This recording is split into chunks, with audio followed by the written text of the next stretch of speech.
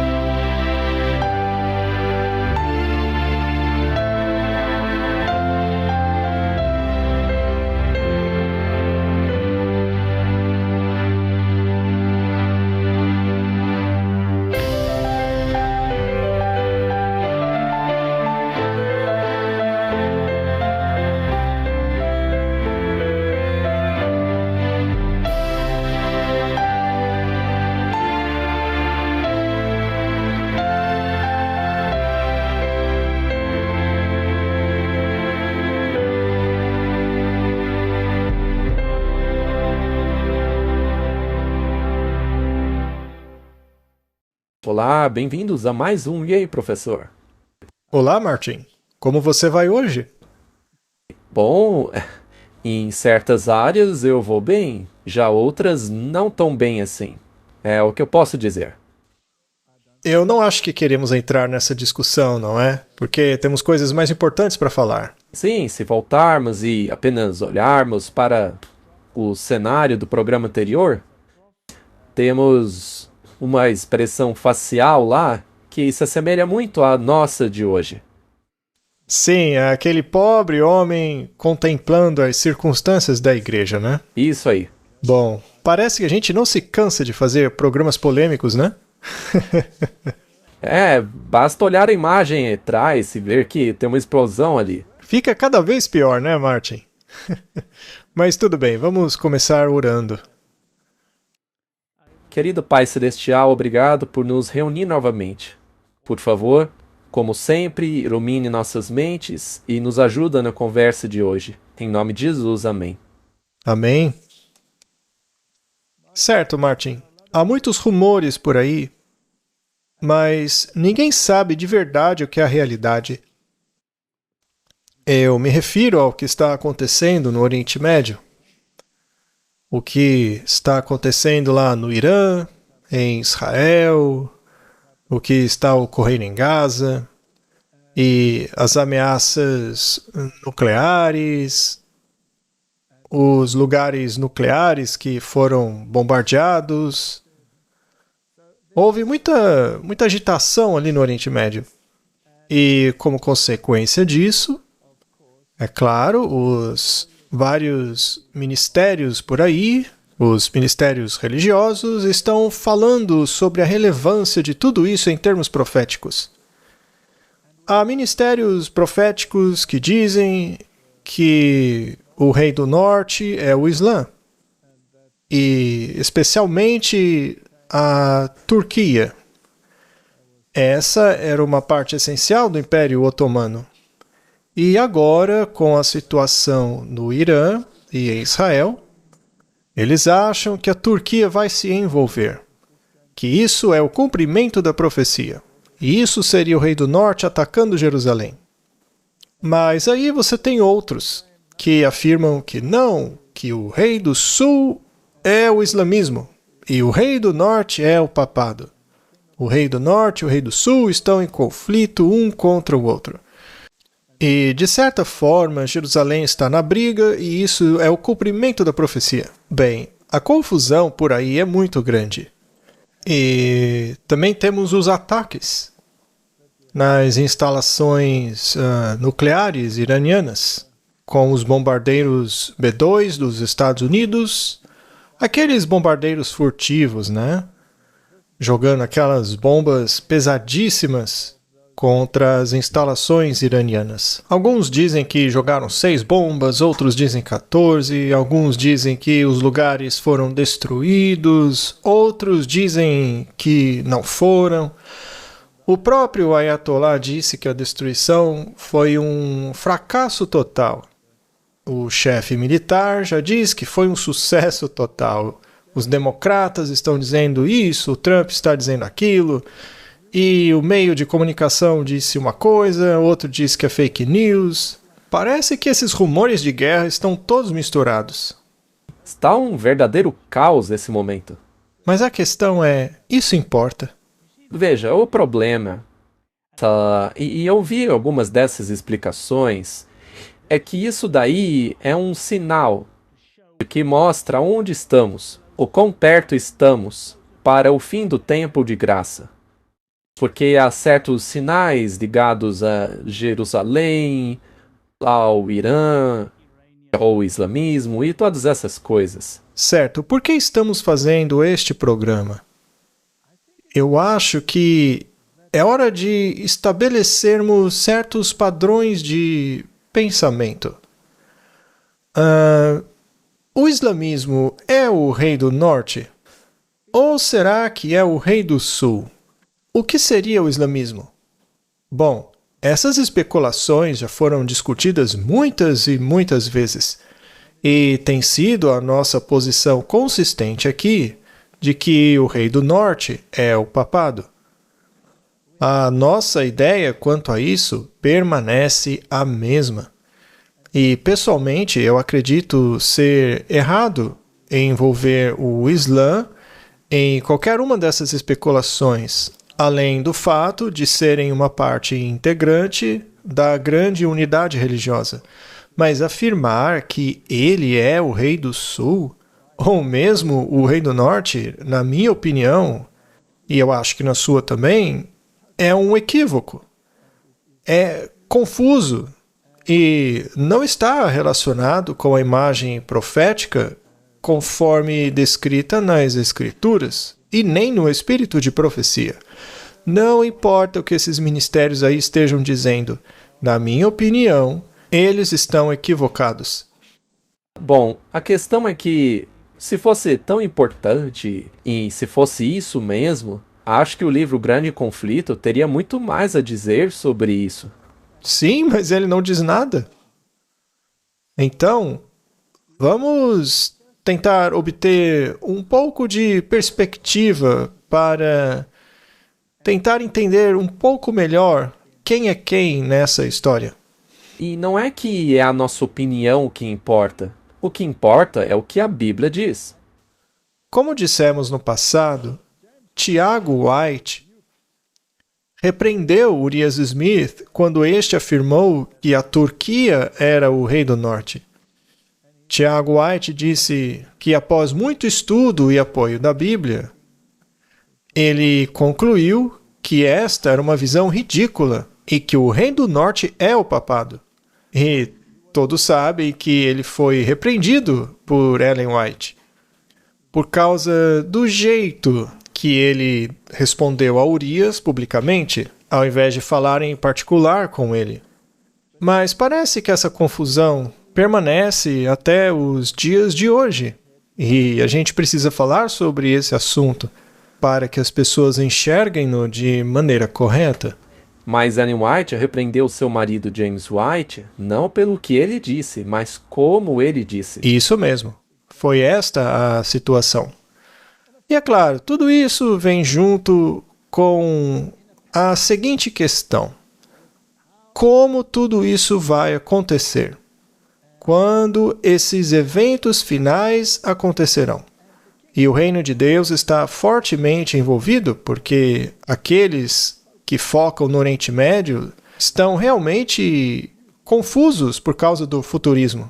E mesmo dentro de nossa igreja, essa ideia confusa está sendo difundida? Sim, as pessoas precisam focar no grande conflito, nos contornos claros que estão delineados ali quanto ao que deve ser de fato vigiado no fim dos tempos, que são as bestas do mar e da terra. Estes são os protagonistas. Não devemos misturar a isso islamismo, Turquia. Não devemos misturar tudo num liquidificador e fazer uma sopa horrorosa de se comer. Quanto mais engolir. Mas o problema é que essa visão equivocada se encaixa com o que está acontecendo. Sim, e a coisa fica empolgante por causa do que está acontecendo no Oriente Médio. Eu só tenho medo que as pessoas fiquem sentadas esperando por um sinal enquanto o verdadeiro já começou a acontecer. E aí as pessoas vão deixar de lado aquilo que sempre foi claro pra gente e dizerem: ah, mas calma aí, essas coisas aqui devem acontecer antes daquelas. É por isso que estudaremos o que está acontecendo no Oriente Médio. Mas antes, vamos ver o que algumas figuras importantes acreditam. Temos aí um debate entre Tucker Carlson e Ted Cruz. E é importante ver como esses administradores do governo pensam sobre estas questões. Então, vamos dar uma olhada. Você sugeriu que foi uma coisa estranha que eu disse há um minuto atrás, que quando entrei no Senado decidi que seria o principal defensor de Israel. E eu vou te dizer por quê. A razão é dupla. Número 1, eu sou cristão. Eu cresci na escola dominical. Desde criança fui ensinado que aqueles que abençoam Israel serão abençoados, que os que amaldiçoam Israel serão amaldiçoados. E na minha perspectiva, quero estar do lado da bênção. Aqueles que abençoam o governo de Israel? Não diz o governo de Israel, mas a nação de Israel. É o que está na Bíblia. Eu, como cristão, creio nisso. Onde está isso? Eu posso achar para você depois. Eu não tenho a Bíblia de cor. Você pode usar o Google. Esse texto está em Gênesis, eu sei disso. Mas o curioso é que você usou um texto bíblico e não sabe nem onde ele está. Você usou um texto fora de contexto? Essa é a sua teologia? Tucker, É que eu também sou cristão, eu quero entender isso. de onde vem o meu apoio a Israel? Número 1, porque biblicamente somos ordenados a apoiar Israel. Pera um pouquinho. Deixa eu terminar. Peraí, você é o senador falando de teologia. Eu sou cristão, eu também posso falar sobre isso. Nós somos ordenados como cristãos a apoiar Israel? Recebemos a ordem de apoiar Israel. O que é Israel? Olha, a Bíblia diz isso. Não, mas é importante que você defina Israel. Porque o nosso país tem maioria cristã. Quer que eu defina Israel? Você não sabe o que é? Você acabou de me fazer umas 50 perguntas sobre Israel. Então Israel de hoje é aquele lá de Gênesis? É dessa nação que Deus está falando?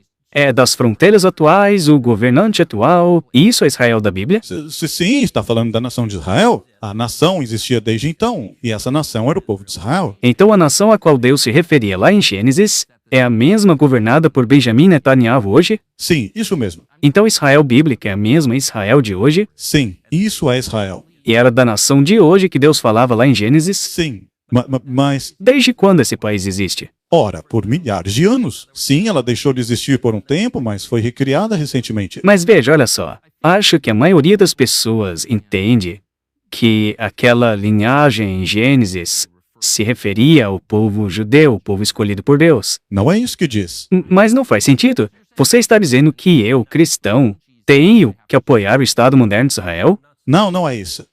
Eu estou explicando a motivação do meu voto.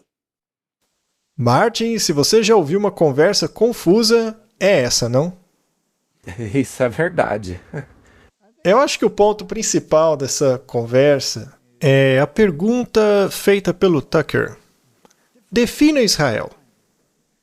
É a nação, o povo, o que é?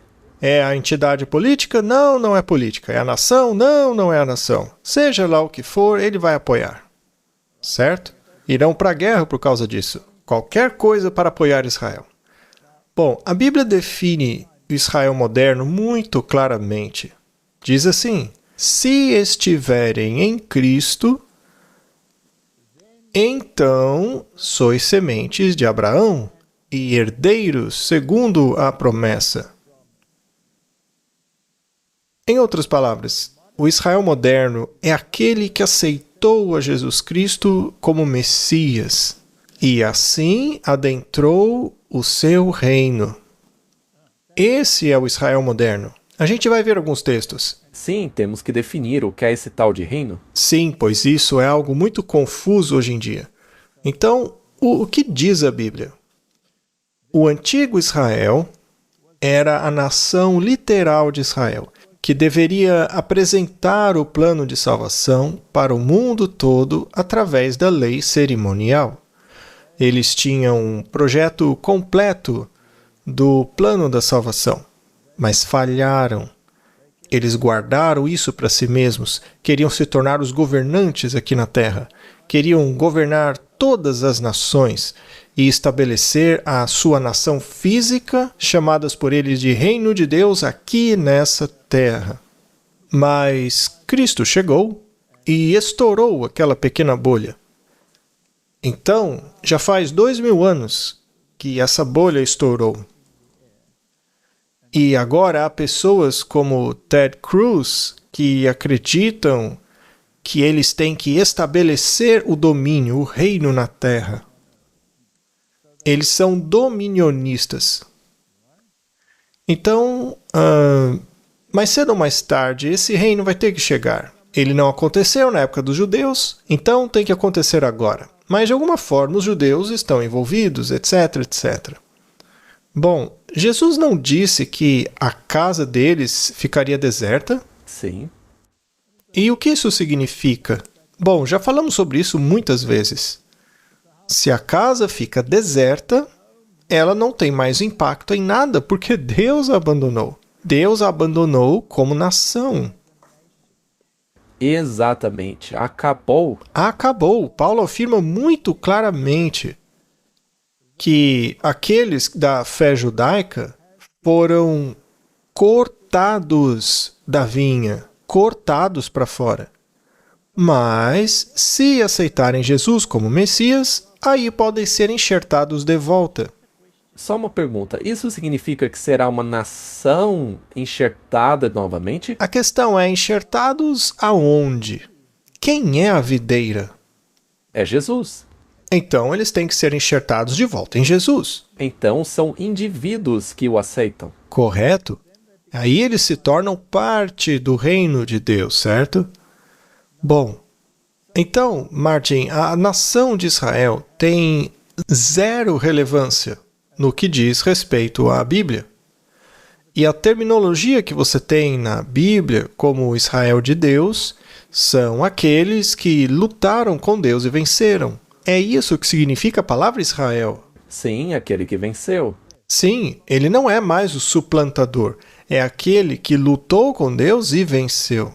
É um reino espiritual. O reino físico virá, mas do jeito estabelecido por Deus e não no nosso jeito. E esse reino não é deste mundo. Então, o reino atual, ou nação, a entidade física, a entidade política que temos ali no Oriente Médio, nada mais é do que um construto maçônico, criado em 1948, hoje representado por esta nação. Não é uma nação criada por Deus. É uma nação idealizada por um projeto maçônico, no qual nações como os britânicos e os Estados Unidos e as Nações Unidas, enfim, todos juntos criaram isso. Agora, deve haver uma razão para isso, porque deve haver um plano por trás em algum lugar. Mas, como nação, eles não têm nenhum papel a desempenhar nos eventos finais da profecia. Então, eles são puramente políticos. Biblicamente falando, não tem relevância nenhuma, pois estão desolados. Exato. Os olhos do povo de Deus precisam estar no Rei do Norte. E é claro, se você definir o Rei do Norte como uma entidade política situada no Oriente Médio, aí você vai fazer o tipo idêntico ao antítipo. Você estará totalmente perdido nas simbologias proféticas. Estará perdido nesse mar de ideologias universais. E que diferença faz se Israel e o Islã brigarem entre si? Afinal, ambos rejeitam Cristo. Então, é irrelevante, em termos bíblicos. O centro, a pedra angular que foi rejeitada é Jesus. E é Jesus e seu reino que estão em jogo. e não esses reinos aí que o rejeitaram. Nós vamos falar sobre isso ainda. Mas então, essas pessoas que querem estabelecer esse reino aqui na Terra, em nome, claro, de Jesus Cristo, para que ele possa vir e levá-lo quando chegar a hora certa, digamos, depois de 1000 anos ou coisa assim. Hitler também pensou que iria estabelecer um Reich de 1000 anos, e isso nunca aconteceu. Os próprios judeus antigos pensavam assim, mas nunca aconteceu. Mas essa esperança parece que nunca deixa a mente humana, certo? É como os 10 dedos dos pés da estátua de Daniel. A Europa está tentando se unir para estabelecer um governo na Terra. Correto, essa é uma questão muito confusa.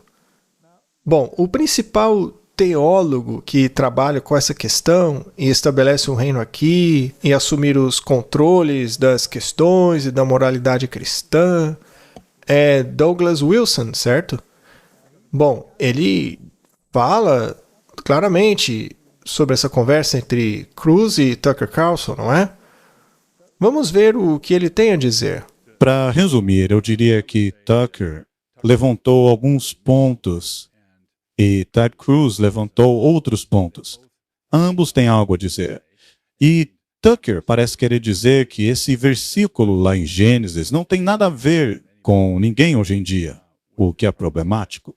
Mas o Ted Cruz parece querer dizer que isso se aplica diretamente às pessoas de Israel no Oriente Médio de hoje. Isso também é problemático. É possível que Tucker, quando diz que a passagem do Gênesis se refere ao povo escolhido de Deus, e ele acredita que isto se refere aos judeus ao longo do Antigo Testamento e para a igreja cristã unicamente para o tempo novo. Eu acho que ele se refere à igreja cristã no Novo Testamento, né? Mas eu também acredito que o Israel étnico, os judeus étnicos, receberam a promessa de reincorporação àquela igreja. A Bíblia, considerada como um todo, indica que existe um papel a desempenhar para o povo judeu que ainda está por vir em Israel. Leia Romanos 11, por exemplo. E, aliás, além do dispensacionalismo, essa tem sido a posição histórica reformada desde a Reforma Protestante. Repetidamente, estudiosos, pregadores e teólogos reformados têm afirmado a futura conversão dos judeus, o que é uma característica dos reformadores. Martin, isso foi muito interessante, porque aqui você tem uma teologia que parece querer combinar o judaísmo e o cristianismo. Bom, nós mostramos rapidamente que até mesmo os membros da sociedade moderna, o Sinédrio, se você quiser compará-los assim, afirma que o seu Messias não é Jesus Cristo. Na verdade, o Talmud rejeita completamente Jesus como Messias. E alguns deles são bem barulhentos, eles odeiam a ideia de que Jesus Cristo seja o Messias. Então eles estão esperando por outro. Bom, é verdade que muitos judeus irão sim ver a luz e aceitar o Evangelho, serão enxertados de volta na videira e aceitarão Jesus Cristo como seu Messias. Mas como uma nação, a casa deles está desolada, o que quer dizer que eles estão para sempre abandonados por Deus como nação. Hoje a questão é, você aceitou Jesus ou não aceitou? Então quer dizer que em termos de evangelismo, de alcançar o mundo, não há pessoas especiais hoje na Terra que têm que ser alcançadas. Mas essa ideia aí prega que os judeus ou israelitas terão sim um momento especial no futuro em que serão alcançados como nação. Mas, como já mostramos aqui, isso daí não é bíblico. A questão é que eles estão sem Cristo e, assim, são um alvo de evangelização. O islamismo é sem Cristo, portanto, são um alvo para evangelização. Nada mais. Nada mais. Vamos repetir isso, nada mais. Se eles aceitam Jesus como indivíduos, porque eu duvido que, como nação, algum dia farão isso. Mas se aceitarem Jesus, aí tudo bem. Mas se não aceitarem, então estão fora da aliança, porque a aliança é ligada ao Messias, e o Messias é Jesus Cristo. Ele cumpriu a profecia bíblica de Daniel 8 e 9, e, portanto, eles não têm desculpa para tê-lo rejeitado. Bom, talvez eu também possa dizer aos nossos ouvintes que tivemos um debate recentemente gravado que fizemos com outros dois ministérios. Estávamos conversando com pessoas que têm uma visão nacionalista cristã. Isso irá ao ar no dia 17 de julho, não é? As pessoas podem ficar atentas a isso. E, se possível, se você quiser, tem o Douglas Wilson, que acabamos de mostrar. Nós tivemos uma conversa semelhante com esses outros caras aí. Sim, é claro, teremos um ponto de vista que não abraça o que ele prega.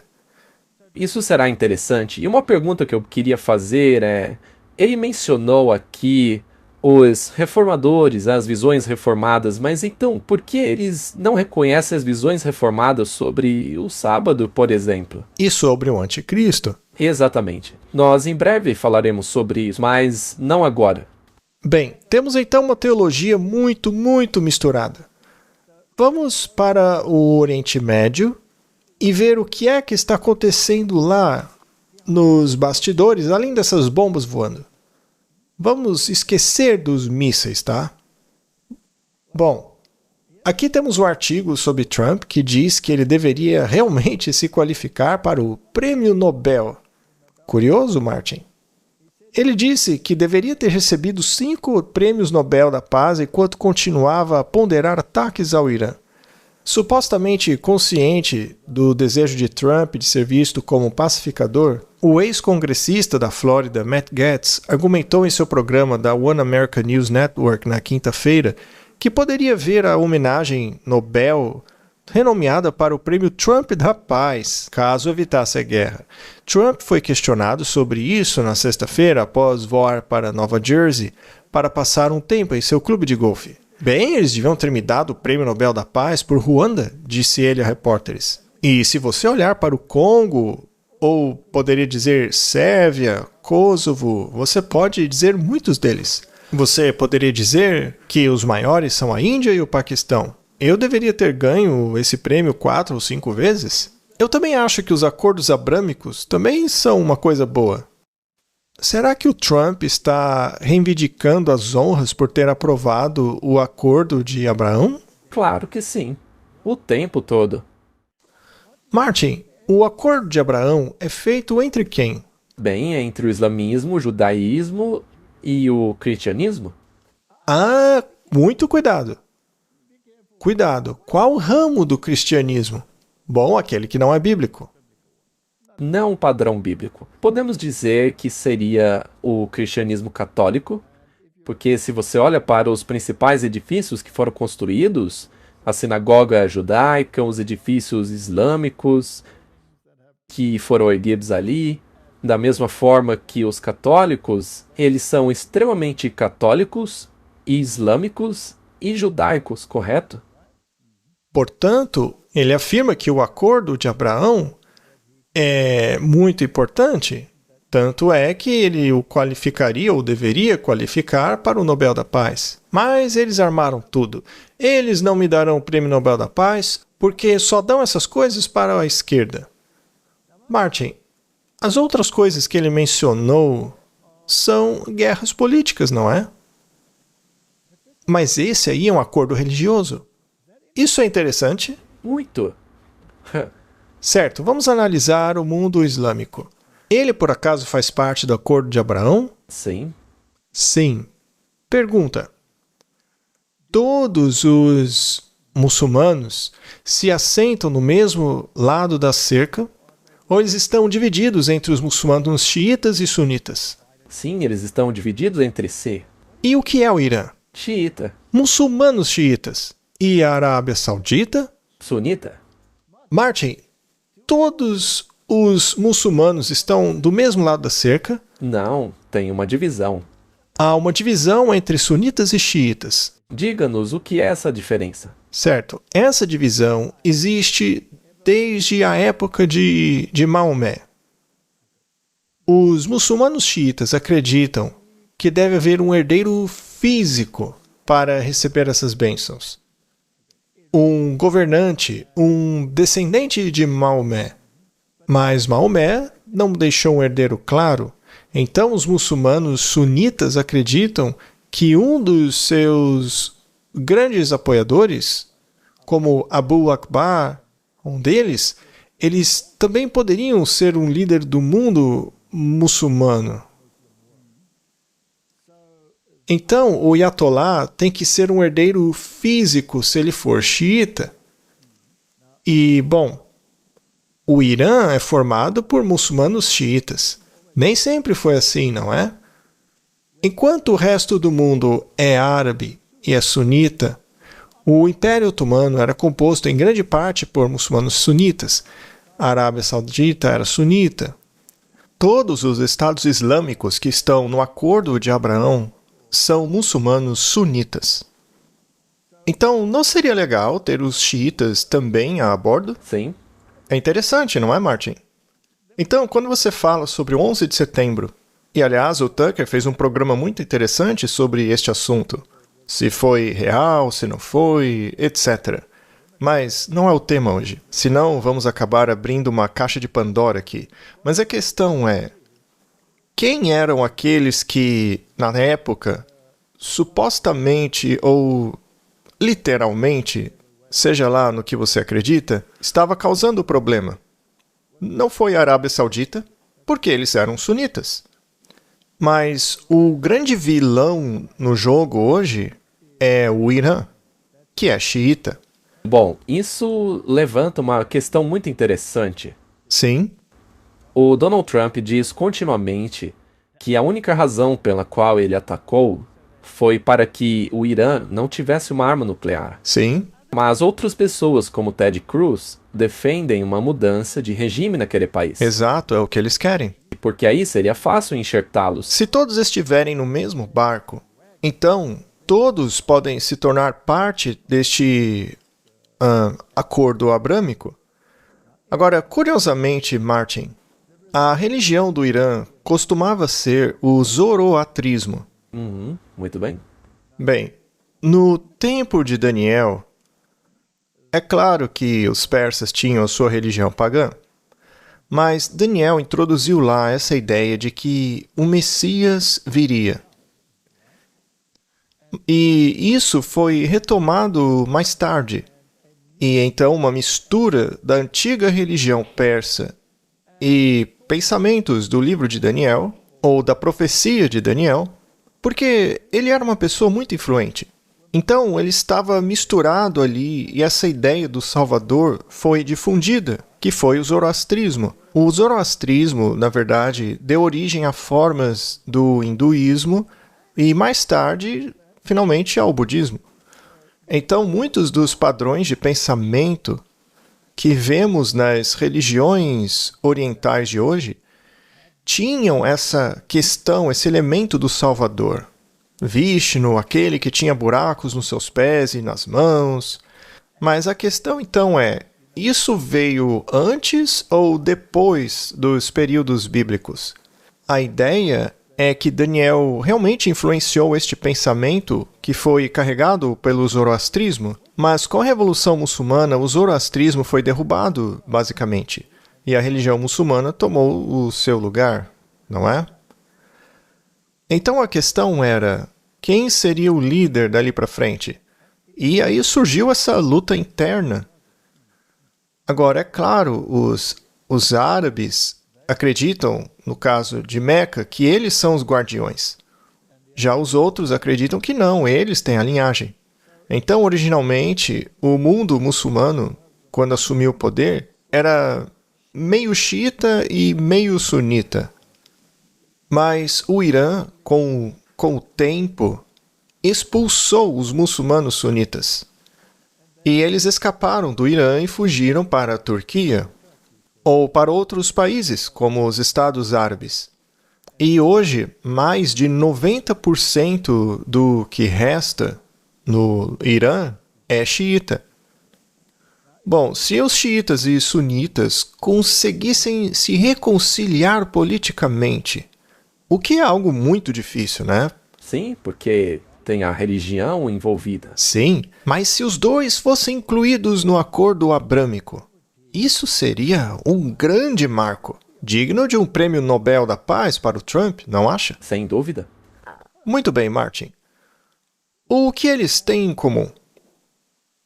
Bem, nenhum deles traça sua ancestralidade até Jesus. Não. Porque é isso que cria uma divisão entre as religiões, certo? Um diz que Jesus é o chefão, o outro diz que não, que Maomé é o chefão. Então, os cristãos não aceitarão Maomé e os muçulmanos não aceitarão Jesus Cristo como fundador. A única maneira de resolver o problema é ir ainda mais para trás na história e usar Abraão. Aí sim temos uma ligação, porque todos sabem que os judeus vieram do Abraão e depois de Isaac e Jacó. Já os muçulmanos dizem, nós também viemos de Abraão, mas por meio de Ismael. E os cristãos seguem a linha dos judeus, que finalmente dará em Jesus Cristo. É por isso que chamaram de acordo abraâmico. Martin, você percebe que o acordo abrâmico exclui Jesus Cristo? Claro que sim. Porque com os judeus e os muçulmanos, ele é completamente ausente. Aham, mas há um grupo de 3 ali. O Islã, o judaísmo e, finalmente, o cristianismo católico, chamemos assim. Mas, Martin, quem será o manda-chuva desta aliança, hein? O Papa? O Papa. Todos os líderes não fizeram acordos com o Papa? Eles não assinaram documentos de fraternidade com o Papa? Então, ele é uma espécie de membro desta aliança, mas um pouquinho mais especial que os outros. Não é mesmo? Isto não significa, então, que eles têm que fazer um acordo aceitando esta situação? Agora, o catolicismo romano acredita na expiação? Não. Não, ele nega a expiação. Ele rejeita a ideia que você seja salvo pelo sangue do Cordeiro. Você é salvo pelas obras de Cristo e dos santos. Você não é salvo pelo sangue do Cordeiro. Jesus morreu apenas como um exemplo de obediência perfeita, mas não foi no seu lugar. É por isso que você ainda deve pagar pelos seus próprios pecados no purgatório. E toda a doutrina do purgatório e do tesouro de méritos é uma invenção que você não encontra em nenhuma escritura. É uma invenção católica. É uma rejeição da expiação. Muito bem, então eles rejeitam. E o islamismo rejeita a expiação? Com certeza. Eles não chamam isso de falsa doutrina? Chamam isso de anátema. E a religião judaica também não nega que Jesus é o Messias que morreu pelos nossos pecados? Claro que nega. Então essas 3 religiões do acordo abrâmico negam a expiação. Eles negam o evangelho. Então deveria se chamar de acordo do anticristo. Porque nega a expiação de Cristo. É um acordo anticrístico. Não sei se Donald Trump está ciente disso, que ele quer o prêmio da paz baseando-se em um acordo com o anticristo. Te pergunto se ele sabe. Eu não sei se ele sabe, mas essa é a questão. Se você puder uni-los ali debaixo desta união triuna, em outras palavras, aí você quebra o poder dos xiitas e os forçam a se tornarem parte desse grupo maior. E aí fazer parte do acordo abrâmico, no qual o presidente desta união é o papado. Então, assim você presta homenagem a ele. É isso? Muito bem. Então, Martin, isso é muito interessante. Então, será que isso daí realmente é uma realidade? é irrelevante se é uma guerra real ou não, se é uma guerra falsa, se é uma retribuição real por causa das suas atividades atômicas ou não. Isso é irrelevante.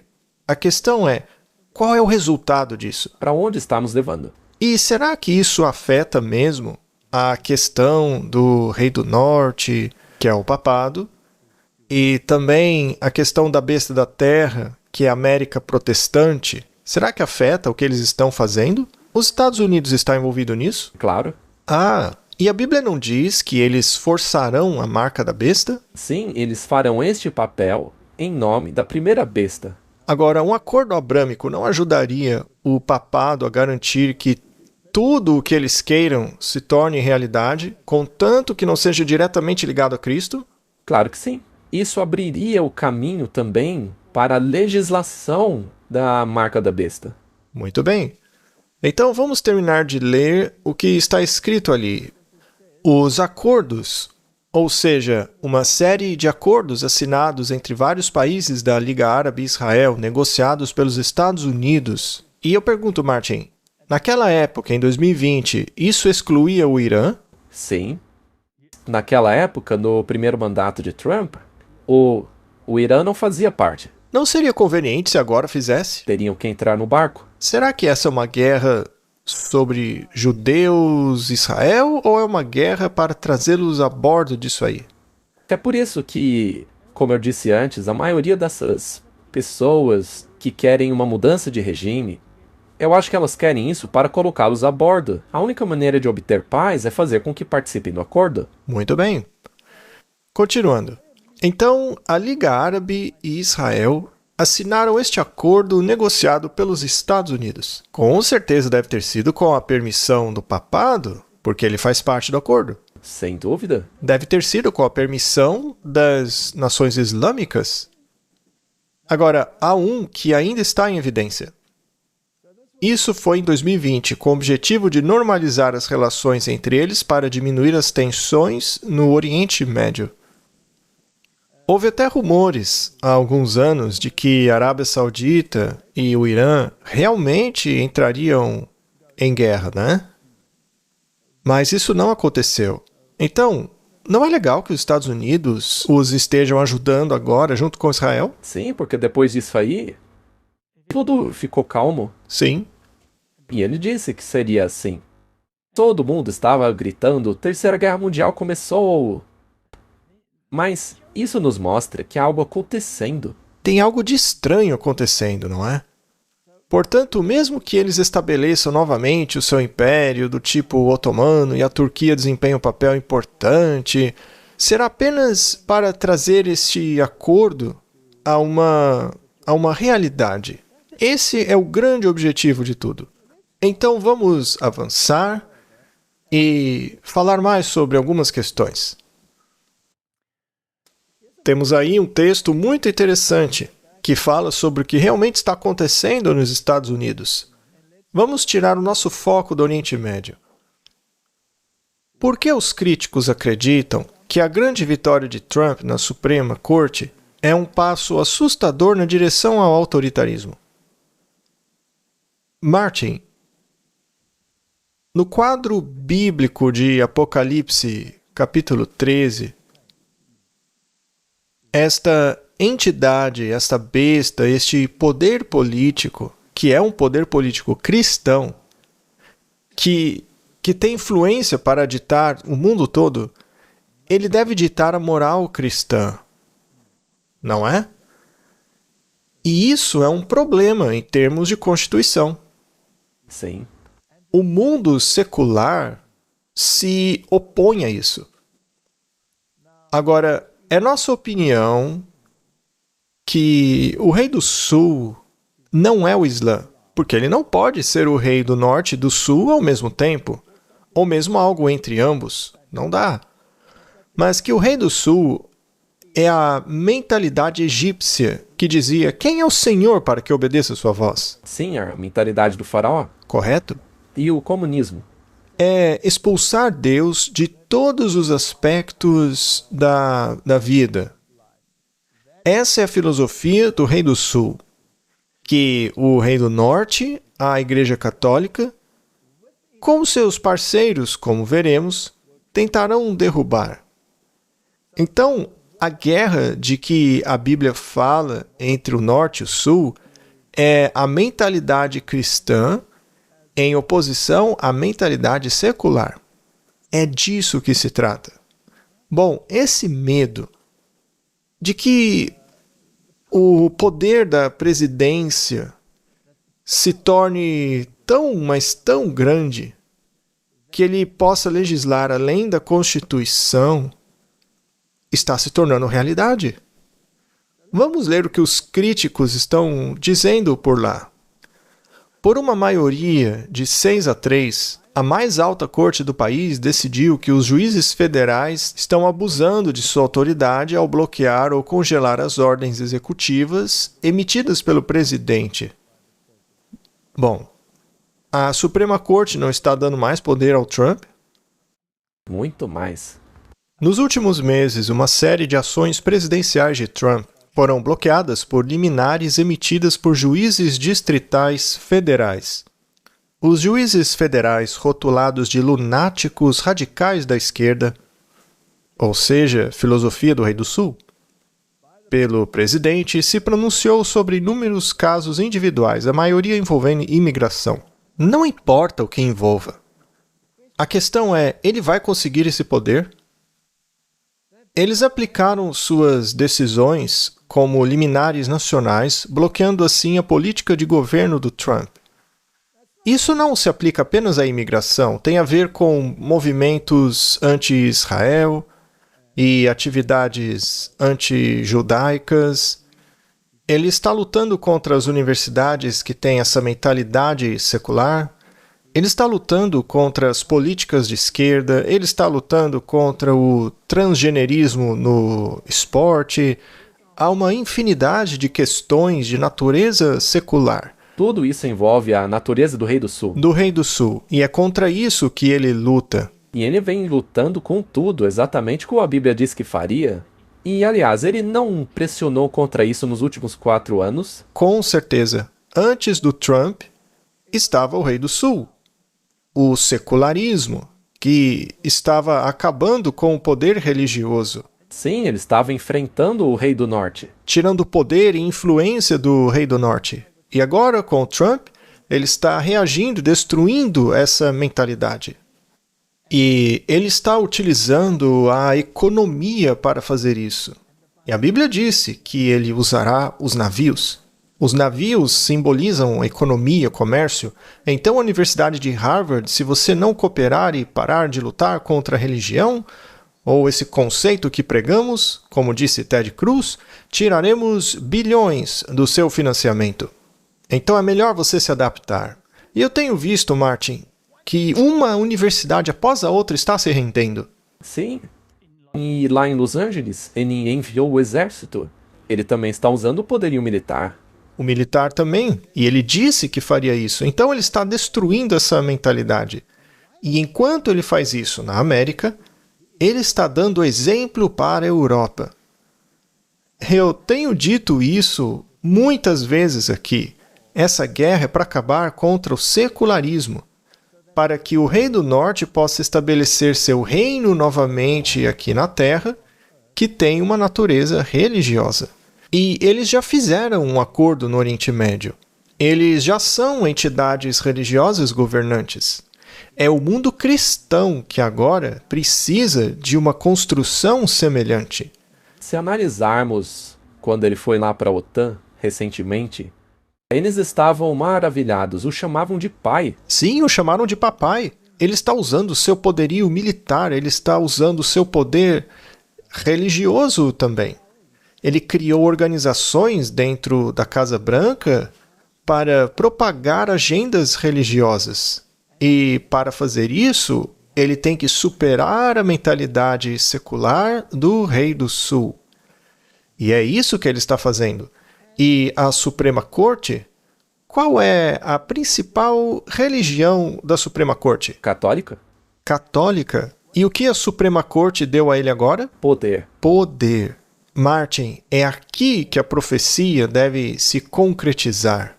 É aí que deve estar a nossa atenção. Então, em poucas palavras, diz que esta decisão da Suprema Corte tende a favorecer juízes conservadores, ou seja, católicos. Juízes católicos conservadores. Isso será mais próximo do pré-Vaticano II. Correto? Liberando o presidente para prosseguir com sua agenda, com menos oposição dos tribunais. Este é um dia tão importante, disse o presidente, que devolve o poder ao povo. Não, devolve o poder ao papado. Incluindo o Congresso, incluindo a presidência, e só tira poder dos juízes ruins. Tira o poder ruim, o poder doentio, o poder injusto. Veja os adjetivos que ele usou. Não é uma guerra contra o secularismo? Claramente. Com certeza. Não estão tentando estabelecer um reino? Sem dúvida. Eles não são dominionistas? Claro. Não são milenaristas? Sim. Falaremos sobre isso logo logo. Em breve vamos conversar sobre isso porque é muito importante. E temos que olhar para o reino de Deus, não é? Sim. A fim de entendermos isso. Porque se a sua mentalidade é de que haverá um reino da terra antes da vinda de Jesus, Isso. aí você vai ficar preso nessa mentira. Sim, você vai cair nessa areia movediça aí. Então vamos deixar claro. O que quer que aconteça lá é uma tentativa de provocar uma unidade religiosa com o papado, que é presidente desta aliança, o chamado Acordo Abrâmico. Sunitas e xiitas precisam estar do mesmo lado. E se você desse a algumas dessas mentalidades a ideia de que elas não são terroristas? Você pode mudar da Arábia Saudita, do 11 de setembro, para o Irã, se você quiser. E quem não estiver jogando a bola se torna o alvo do dia. Como se fosse um interruptor. Agora, eles na Arábia Saudita receberam Trump com pompa e circunstância. E não foi feito um grande acordo econômico entre eles? Sim, foram o quê? 3 trilhões de dólares? É um acordo gigantesco. E enquanto tudo isso acontece, afeta não apenas o Oriente Médio, por causa do oleoduto, mas afeta também a China. A China está sentindo a pressão. A Rússia, então, está sentindo a pressão do outro lado também, com a questão da Ucrânia. Martin, todos eles vão subir a bordo e gritar paz, paz. Paz e segurança. Mas uma hora essa paz vai acabar e surgirá o caos. A gente sabe o que a Bíblia diz. Mas haverá um momento, né? No momento, o que eles estão buscando é a paz. Mas vamos olhar agora para o reino de Deus. João 18, versículo 36. Jesus disse: Meu reino não é deste mundo. Essa é uma afirmação clara. É a fundação sobre a qual todo esse argumento deveria ser construído. Não concorda? 100%. É isso daí que importa. Essa é a base. Meu reino não é desse mundo. Se o meu reino fosse desse mundo, aí os meus servos lutariam para que eu não fosse entregue aos judeus. Mas agora o meu reino não é daqui. Portanto, o reino dele não é deste mundo. É outro tipo de reino. Mas os judeus tentaram estabelecer o reino deles? Sim. E não ficaram chateados por não tê-lo conseguido? Muito. Muito chateados. Eles tinham a mentalidade de que o reino tinha que ser estabelecido aqui. É isso mesmo. E os discípulos também. Quem iria governar aquele reino? Bem, se fosse plano de Jesus, então ele teria sido rei e governado sobre a terra. Isso é óbvio. E aí eles teriam se tornado os ministros do governo. Mas para isso Jesus teria que expulsar os romanos e estabelecer um reino terrestre. E castigar todos que discordassem dele. E a prova de que não era isso que ele queria é que ele não fez isso. Ele está no céu. Mas a igreja dele aqui embaixo quer isso. E o que fizeram com Jesus por ele não querer esse reino? Eles o mataram, se livraram dele. Se livraram dele. Muito bem. Então o reino dele não é deste mundo. Se fosse assim, os servos dele lutariam por ele. Mesmo um dos discípulos de Jesus era um zelota. Sim. que queria estabelecer esse reino aqui. Ele queria lutar. Mas Jesus disse, não, não é assim. Agora, Lucas 16:16. A lei e os profetas, ou seja, a Bíblia sem o Novo Testamento, certo? A lei e os profetas duraram até João. Esse é o João Batista, né? Então, a lei e os profetas, a Bíblia, e o que ela implicava, o que ela ensinava, como tal, permaneceu ativo até João Batista. Desde então, o reino de Deus é pregado. Em outras palavras, o Messias, sobre o qual foi escrito ali na Torá por todos os profetas que vieram a esta terra, finalmente havia chegado. E ele estabeleceu um reino terrestre? Não. Mas ele pregou sobre isso? Sim. E todo homem se esforça para entrar nele. Você pode entrar nele ou pode querer ficar de fora. Certo, Martin, vamos deixar uma coisa clara. Tudo o que foi escrito na Bíblia, na Torá, nos primeiros 5 livros de Moisés, tudo o que os profetas testificaram, aquilo teve absoluta relevância até a época de João Batista. Mas então algo mudou. O Messias chegou. Mas ele não veio conforme o conceito deles. Ele disse que o reino havia se aproximado. Ahá! E não que tinha se estabelecido. Exato. Então, eles não tinham o que fazer. Então era melhor que Jesus morresse do que desistirem dessa ideia do reino terrestre. É melhor que morra um homem pelo bem do reino, do que toda a ideia do reino ser destruído por causa de um homem. Livre-se dele, então. Então, desde o tempo de João Batista, que foi o arauto de Jesus e disse, eis o Cordeiro de Deus que tira o pecado do mundo, lá está ele, ali. Desde então, o reino de Deus tem sido pregado e as pessoas se esforçando para entrar nele. Então, de acordo com isso, Martin, desde quando esse reino existe aqui na Terra? Desde Jesus. Desde a época de Jesus, desde João Batista. Porém, é um reino físico, no qual você tem soldados e entidades políticas impondo sua vontade? Não. Não, é um reino espiritual. Sim, porque ele mesmo disse, do contrário meus servos lutariam. Mas não estamos lutando, não estamos cortando orelhas por aí. Mas eles querem cortar orelhas, não é? O nosso reino é um reino de escolhas. Isso é muito importante. É um reino de escolhas. É por isso que nossas orações são direcionadas a isso, a uma escolha de fazer parte desse reino. Você só pode fazer parte desse reino pela fé. Não é forçado. Não se pode ir a um país para fazer parte dele. Ninguém pode forçar você. Na verdade, isso é interessante. Eu não posso chegar nos Estados Unidos e dizer, oi, eu vejo que vocês estão estabelecendo um reino, eu vim morar aqui agora. Não dá para fazer isso. É um reino espiritual. E ainda que as leis de Deus fossem forçadas em todo mundo, nem isso te levaria para o reino dele. E será que os próprios discípulos tinham entendido isso? Não. Os judeus entenderam? De jeito nenhum. Não entenderam. Agora, vamos para depois da ressurreição. Para o evento da ascensão de Cristo, certo? Esse é o título da versão King James. A ascensão. Está em Atos capítulo 1.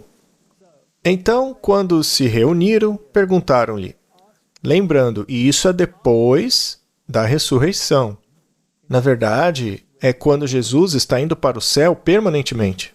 40 dias após a sua ressurreição. Perguntaram-lhe, Senhor, restaurarás tu, neste tempo, o reino a Israel? Eles ainda Não entenderam. não. Porque antes ele tinha dito que o reino tinha chegado e as pessoas estavam lutando para entrar. Mas não era o reino que eles esperavam. Ainda não tinham enxergado. E até hoje eles não enxergam. E já vimos isso antes. Muito bem, vamos continuar.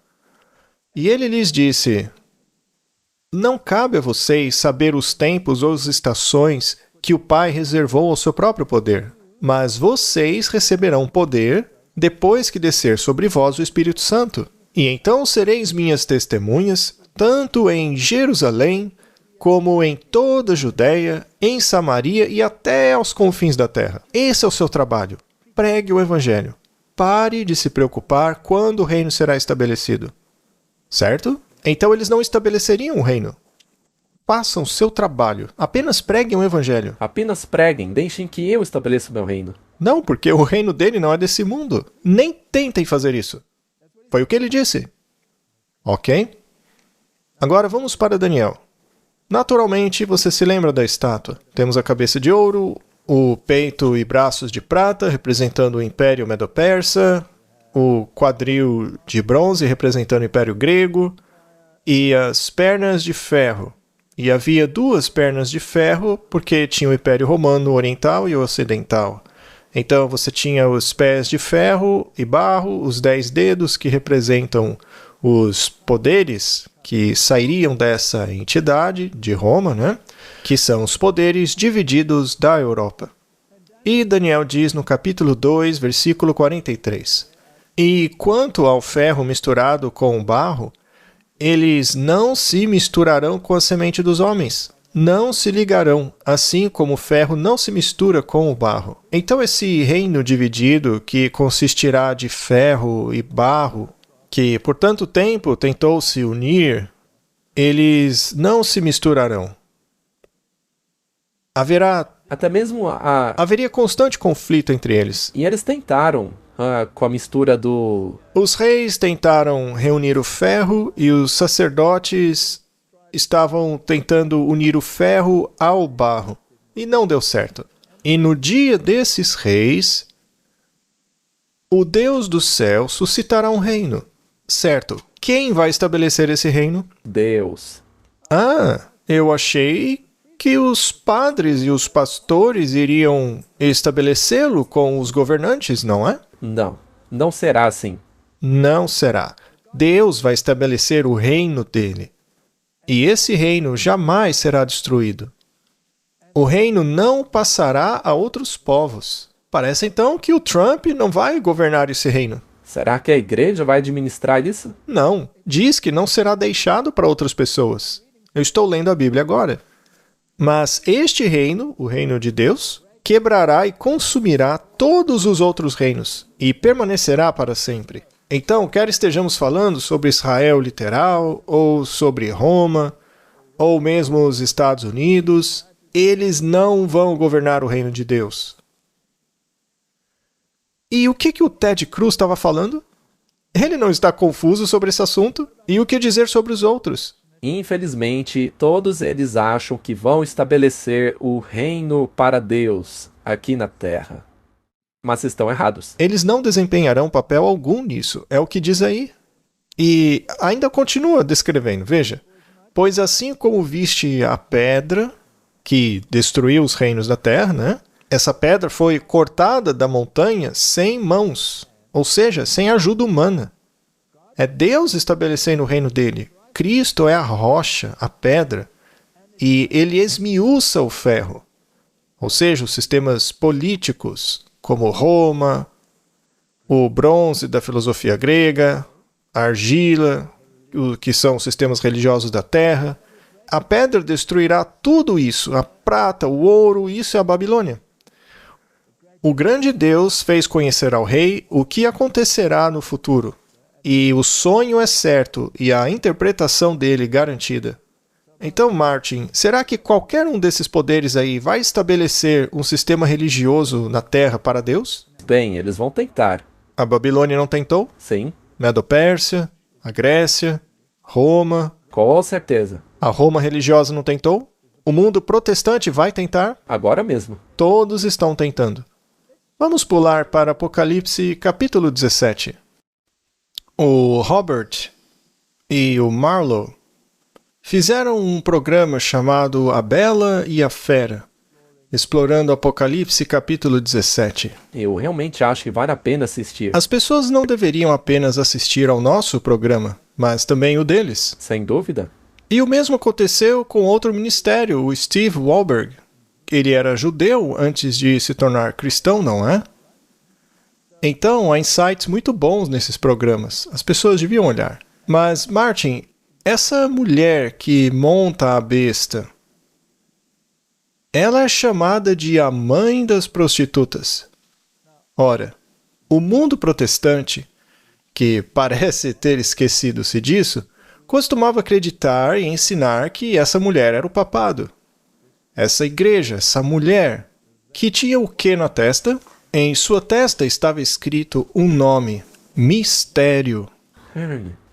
Babilônia, a grande, a mãe das prostitutas e abominações da terra. Nós já fizemos um programa inteiro falando sobre essas abominações. É idolatria. Idolatria, muito bem.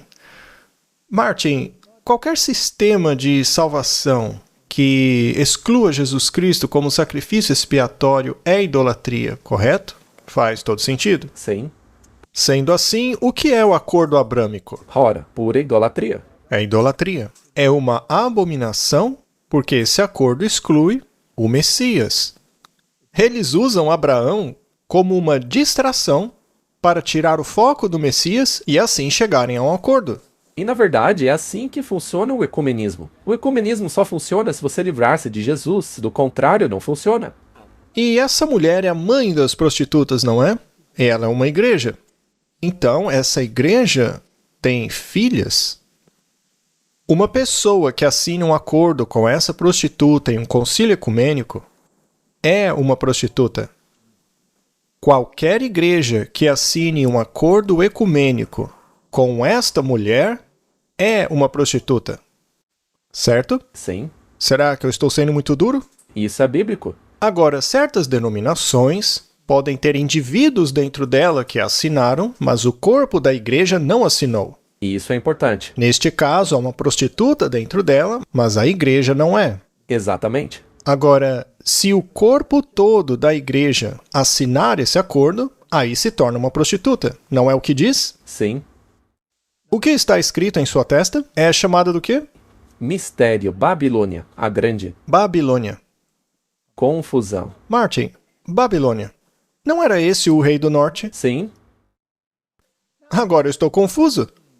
Se a Babilônia era o rei do norte, e se você não acredita que a Babilônia era o rei do norte, então vá e leia o livro de Jeremias, que diz claramente que a Babilônia estava vindo do norte para atacar Jerusalém. Então a Babilônia deve ser a mulher prostituta, porque isso está escrito na testa dela. Quem é então o rei do norte? Babilônia. Essa mulher. Nada mudou, é o papado. Neste caso, pode ser o Islã. Não. Agora, o Islã está com ela em um acordo chamado Acordo Abraâmico. Por baixo dos panos estão unidos. As igrejas protestantes não se uniram a ela por meio do ecumenismo? Exato. Ahá, quem é a mãe? Nada mudou, é a Babilônia. É a Babilônia. Então ela é o rei do norte. Toda essa bobagem de que a Turquia é o rei do norte não faz o menor sentido. Porque diz ali que a Babilônia sempre foi o rei do norte. É isso aí. É um ponto bem claro? Eu acho que sim. Muito bem. Vamos nos aprofundar um pouco mais neste reino. Lucas, capítulo 17, verso 20. E quando foi interrogado pelos fariseus sobre quando viria o reino de Deus, Ora, veja, eles também queriam saber. e ele lhes respondeu, o reino de Deus não vem com aparência exterior. Quem dera entendessem isso, né? Ou seja, você não vai ver o reino de Deus no noticiário. É tão claro. A Bíblia diz claramente isto. O reino de Deus não vem com aparência exterior. Então, será que eu posso me pautar pelo que está acontecendo lá no Oriente Médio, com todos aqueles rumores, para saber se o reino está sendo estabelecido? Não, porque isso vai tirar o seu foco daquilo que realmente importa. Martin, o reino não vem com observação física. Você não pode ler no jornal que o reino de Deus está sendo estabelecido. Não é possível vê-lo com binóculos nas colinas de Golã. Não vem com esse tipo de observação. Nem dirão, ei-lo aqui ou ei-lo ali. Porque eis que o reino de Deus está dentro de vocês. É uma decisão que temos que tomar. É tão claro. Eu não estou sendo malcriado, estou, Martin? Nós não somos os malvadões, a gente só quer que as pessoas entendam isso. Por favor, ouçam o que a Bíblia diz. E disse aos seus discípulos: Dias virão em que desejarão ver um dos dias do Filho do Homem e não o verão. E dirão a vocês: Ele está aqui, ou ele está ali, mas não vão atrás deles. Não acreditem nessa bobagem de que eles estão estabelecendo o reino de Deus. Será o próprio Deus que fará isso. Agora você tem que entrar nele. E eu entrei, porque eu quero Jesus como meu Salvador. Eu aceitei a expiação dele por mim. Você sabe, todas essas questões, eu quero entrar no reino. Eu também quero. Pois assim como o relâmpago, que brilha em uma extremidade do céu e ilumina até a outra, assim será também o Filho do Homem no seu dia. Não dá para ser mais claro que isso. Quando Cristo vier, ele vai estabelecer seu reino. E aí sim você poderá observá-lo, mas até lá, você não vai. Não dê ouvidos a esse pessoal. Seres humanos não vão estabelecer fisicamente esse reino aqui. Como era o reino naquela época? Vamos ler em Lucas 10, versículo 9.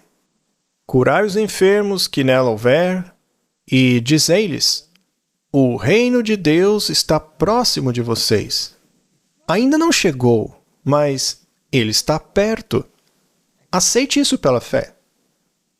Mateus 24, versículo 14.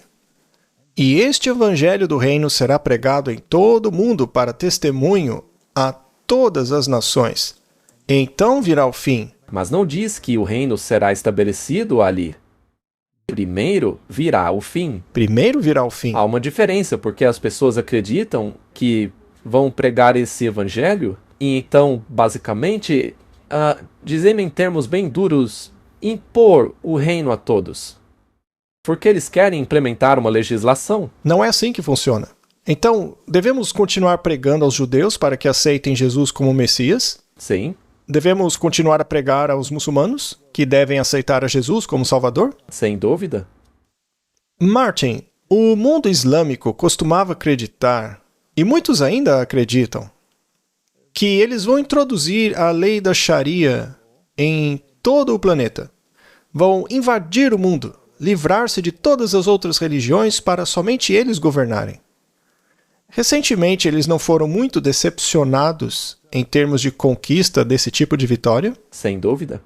Será que eles não estão um pouco desiludidos com essa visão de mundo hoje? Sim, e aí você tem o outro lado, que acha que eles vão tentar forçar isso. Então, eles devem impedir. Muito bem. E aí você também tem o lado cristão, que acredita que precisa converter cada um deles. Mas eles também ficarão desiludidos. Porque a verdade é que isso é uma escolha pessoal, Muito bem, Lucas 21, e aqui é o texto paralelo a Mateus 24. E de tal forma, quando vocês virem essas coisas acontecerem, ou seja, os eventos finais, saibam que o reino de Deus está próximo e que será estabelecido por Donald Trump e pela sua maravilhosa administração. É isso que diz a Bíblia? Não.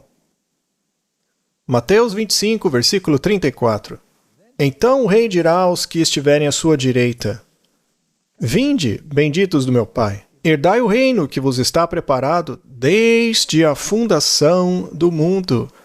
O que isso nos diz, Martin? Que não é deste mundo.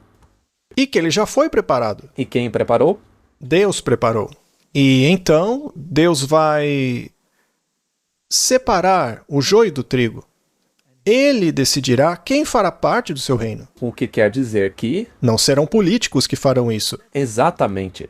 Então, essa visão de que o mundo cristão tem que estabelecer esse reino para Deus pela força, nega diretamente o que acabamos de ler. Porque neste caso não há livre-arbítrio. Não há escolha. Bom, então os judeus achavam que iam governar o mundo. Mesmo os discípulos achavam que sentariam à esquerda e à direita. Achavam que eles seriam os governantes, não é? Que maravilha. E os milenaristas... o pensamento deles é tipo... Tá bom, Jesus, fica feliz aí em cima, tá? Deixa a gente governar a terra pro senhor aqui embaixo. Fique tranquilo aí em cima, porque aqui embaixo estamos obrigando todo mundo a te obedecer. E um após o outro vai começar a dizer no mundo evangélico que temos que forçar a moralidade. Eu quero encorajar as pessoas a assistirem ao vídeo mais recente do Little Light Studio, com respeito à implementação da lei dominical e esta mentalidade de assumir o controle. Eles fizeram um trabalho excelente. Assista no Little Light Studios. Talvez você possa colocar um link. Sim, vou pôr o link e provavelmente uma propaganda aqui na tela. Sim, muito bom. É um vídeo excelente que precisa ser assistido. Nós não vamos repetir aqui no nosso, porque eles já fizeram um ótimo trabalho. E também já dissemos coisas semelhantes aqui. Mas o vídeo deles nos faz entender muito bem aonde estamos hoje. Vocês fizeram um ótimo trabalho, Little Light Studios. Então, é isso que vai acontecer. E como esse reino será estabelecido? Vamos um pouco mais adiante. Lucas capítulo 10. Cure os doentes. É isso que Jesus diz aos seus discípulos para fazerem. Curem os doentes. E não estabeleçam um reino com leis. Não, curem os doentes. E digam que o reino de Deus está próximo a eles. Até mesmo o pó da vossa cidade, que se apegou aos nossos pés, nós sacudimos contra vós. Isso é claro quando não aceitam a mensagem, né? Sacudimos contra vós. Contudo, sabei disto, que o reino de Deus está próximo de vocês. Ou seja, vocês têm a oportunidade hoje. Vocês ouviram o evangelho, mas não o aceitaram? Então limpamos a poeira dos nossos pés. Não vamos forçar ninguém. Mas o reino está próximo de vocês. Sim. Ou seja, a mensagem chegou a vocês. O que farão agora é escolha sua. E ouvindo eles estas coisas, Jesus acrescentou uma parábola. Porque estava perto de Jerusalém, e eles pensavam que o reino de Deus se havia de manifestar imediatamente. Eles tinham entendido direito? Não. Não. Também criam no conceito literal do reino visível. Exato. Assim também vós, quando virdes acontecerem essas coisas, sabei que o reino de Deus está próximo. Certo? Muito bem, Mateus 13, versículo 37 em diante. E ele respondeu e disse-lhes: O que semeia boa semente é o Filho do Homem. É assim que será estabelecido o reino, não é? O campo é o mundo todo. A boa semente são os filhos do reino. Por escolha. Por escolha. Eles ouviram o evangelho. A semente que foi semeada é a palavra de Deus, certo? Então o campo é o mundo. Não apenas os Estados Unidos ou a Europa. É o mundo. As boas sementes são os filhos do reino, mas os joios são os filhos do maligno. O inimigo que os semeou é o diabo. A colheita é o fim do mundo, e os ceifeiros são os anjos. Não vamos colher em nome de Deus. Não, o joio estará lá até o fim. Até o fim. Assim como o joio é colhido e queimado em fogo, assim será no fim do mundo. Certo? O Filho do Homem enviará os seus anjos, e eles tirarão do seu reino todas as coisas que ofendem e os que praticam a iniquidade. Então, mesmo aquelas nações que afirmam serem cristãs, têm nelas joio e trigo. E quem vai fazer essa separação? Deus. Só que eles querem forçar a semente ruim a se tornar uma boa semente. Uau, isso é totalmente... Boa sorte! Isso tem a ver com o que falamos no último episódio, sobre a igreja remanescente. Cale a boca dos liberais, expulse-os da igreja. Não adianta, não vai mudar a opinião deles. Mas, além disso, dentro da igreja, dentro do remanescente de Deus, não cabe a nós arrancar o joio. Deus vai fazer isso. E o que ele vai fazer com o joio? O lançará na fornalha de fogo, onde haverá pranto e ranger de dentes. Então os justos se apresentarão como filhos no reino de seu Pai. Mais claro que isso não dá. Quem tem ouvidos para ouvir, que ouça. Então ninguém vai estabelecer o reino de Deus antes dele mesmo. Essa ideia é uma grande bobagem. Agora uma pergunta. Enquanto o noivo está demorando, deveríamos nos preocupar em estabelecer esse reino terrestre? É o que a maioria quer fazer. Já que o noivo está demorando, vamos aproveitar e consertar o mundo para ele. Deixa com a gente, Senhor. Não, isso é impossível. Bem-aventurado aquele que não se escandaliza da missão do Messias só porque não é exatamente o que ele acha que deveria ser. Vamos ver isso. Lucas 7:19. E João, aqui é o João Batista, né? Chamando 2 dos seus discípulos, enviou-os a Jesus perguntando: És tu aquele que deveria vir?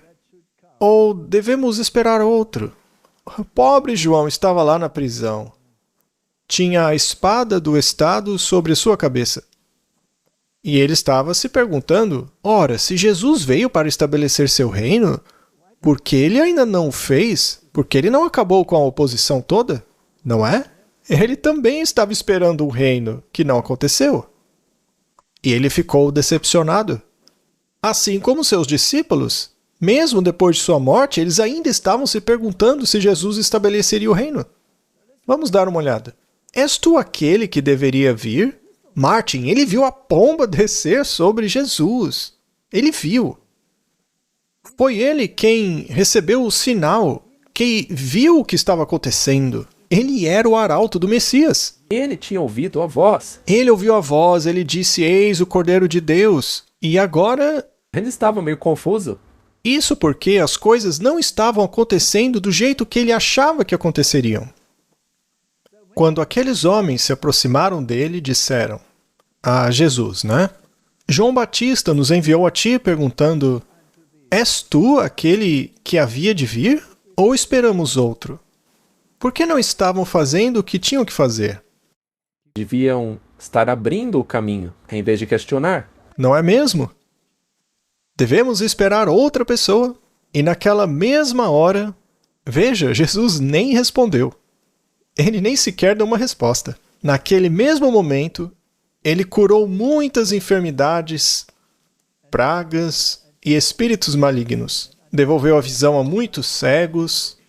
E aí Jesus, respondendo, disse-lhes: Vão e anunciai a João o que vistes e ouvistes. Jesus não falou nada, ele só mostrou. Ele mostrou como os cegos enxergam, os coxos andam, os leprosos são purificados, os surdos ouvem, os mortos ressuscitam e aos pobres é pregado o Evangelho do Reino. E bem-aventurado é aquele que não se escandalizar de mim. Vamos colocar isso em uma perspectiva espiritual. Conte a eles o que vocês viram e ouviram.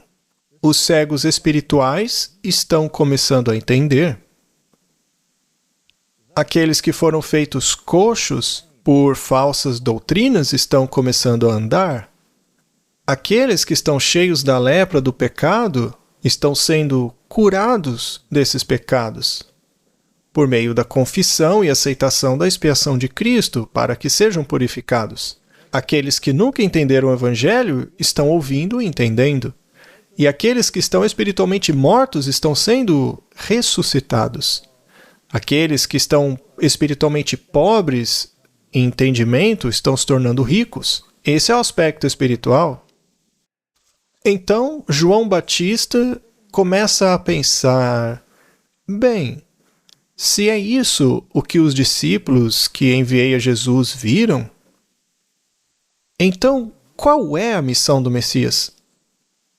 E aí ele começa a se lembrar de tudo o que tinha lido no Antigo Testamento. Ele se lembra de Isaías. Isaías, capítulo 61. O Espírito do Senhor Deus está sobre mim, porque o Senhor me ungiu para pregar boas novas aos mansos. Enviou-me para restaurar os corações quebrantados, a proclamar liberdade aos cativos e a abertura de prisão aos presos, para apregoar o ano aceitável do Senhor e o dia da vingança do nosso Deus, para consolar todos os que choram, para ordenar aos que choram em Sião que se lhes dê ornamento ao invés de cinzas, óleo de alegria em vez de pranto, veste de louvor em vez de espírito angustiado, a fim de que sejam chamados árvores de justiça, plantação do Senhor, para que ele seja glorificado. Este é um reino terrestre ou espiritual? É tão lindo, é um reino espiritual. Martin, por que todo mundo quer um reino terrestre? Acho que tem que ver com a questão da justiça própria. Então vamos resumir tudo, Martin. Desde tempos imemoriais, todos queriam ser os governantes do reino. E, eventualmente, os judeus achavam que eles seriam os governantes, porque pensavam que o Messias faria isso por eles. O Messias veio e não fez o que eles queriam. Então o mataram. Seus próprios discípulos achavam que Jesus agiria do jeito que eles queriam, mas ele não o fez. João Batista desanimou, dizendo: por que as coisas não estão acontecendo do jeito que eu pensava? Jesus estava pregando um reino espiritual. Ele estabelecerá um reino que nunca será destruído. Mas antes de estabelecê-lo, primeiro ele tem que jogar fora tudo que existe. Martin, se o cristianismo quiser estabelecer um reino terrestre agora por 1000 anos, de acordo com o que lemos, não será tudo destruído por Jesus quando ele vier? Sim. Então é perda de tempo.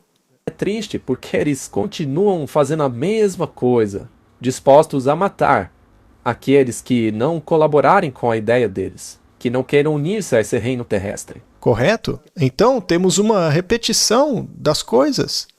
Mas a boa notícia é que eu acredito que estamos realmente no fim.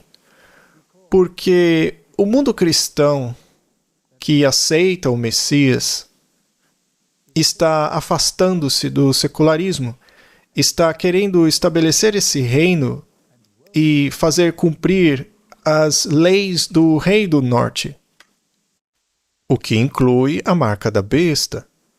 Eles estão querendo estabelecer um acordo abrâmico no Oriente. E todos têm que estar a bordo para que isso aconteça, porque o catolicismo acredita no amilenismo. Eles acreditam que vão governar para sempre.